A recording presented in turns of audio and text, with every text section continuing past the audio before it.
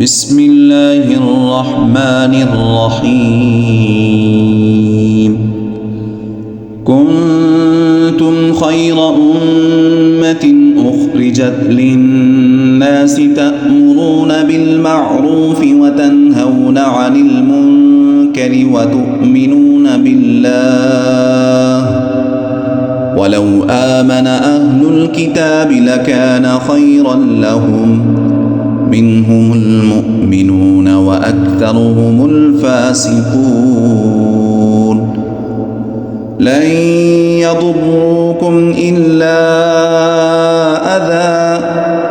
وإن يقاتلوكم يولوكم الأدبار ثم لا ينصرون ضربت عليهم الذلة أينما ثقفوا إلا بحبل من الله وحبل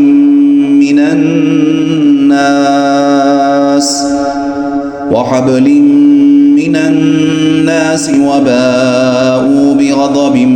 من الله وضربت عليهم المسكنة ذلك بأنهم كانوا يكفرون بآيات الله ويقتلون الأنبياء بغير حق ذلك بما عصوا وكانوا يعتدون ليسوا سواء من أهل الكتاب أمة قائمة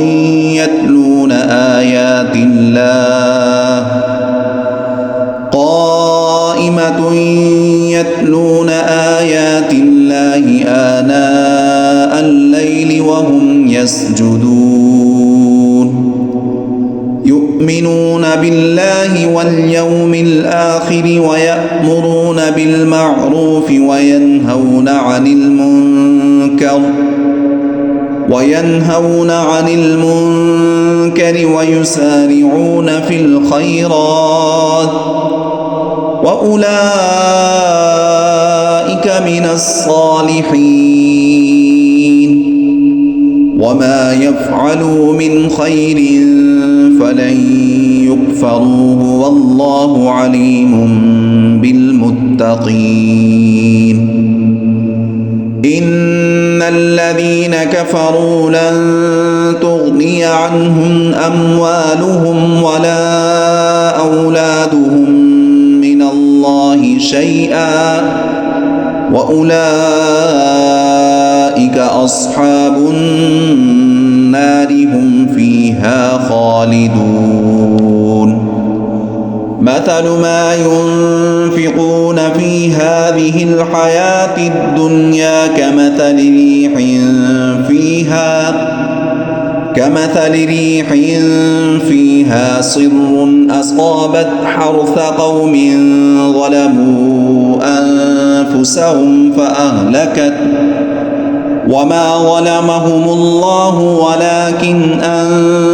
أنفسهم يظلمون